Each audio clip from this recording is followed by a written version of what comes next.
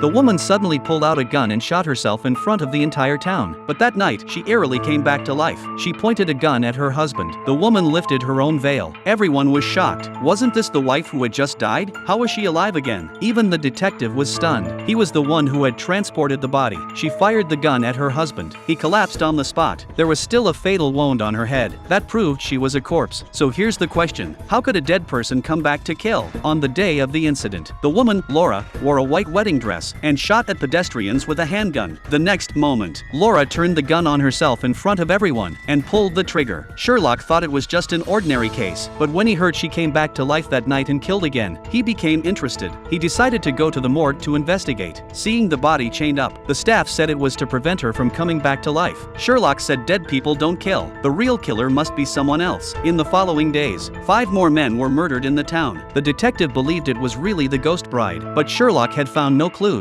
A woman named Louisa came to see him. She said her husband seemed to have been targeted by the ghost bride. One night, she discovered her husband had disappeared from her side. Louisa had no choice but to search downstairs in the garden. She saw him standing in the garden, facing the ghost bride. Her husband pleaded desperately for mercy, but the ghost bride said, "Tonight, you will die." Her husband fainted. Sherlock decided to reveal the truth that night. They went to Louisa's house. He instructed his men to lock all doors and windows tightly. He and Nick stood guard at the only entrance. That night, the ghost bride finally appeared. Sherlock chased after her. She vanished right in front of them. Then came the sound of a window breaking. He told Nick to guard the exit. Sherlock rushed into the house, only to find Louisa's husband's dead body. Sherlock was confused. He had been watching the entrance. How did she get inside? At that moment, Nick also saw the ghost bride and ran over in fear. When they went back to check, the ghost bride was gone. Sherlock had never been this bewildered. Laura was already dead but could still kill people and escape the scene. Then, when he saw the name tag on the corpse, something occurred to him. At last, he uncovered the truth. He didn't expect there to be such a huge secret behind it all.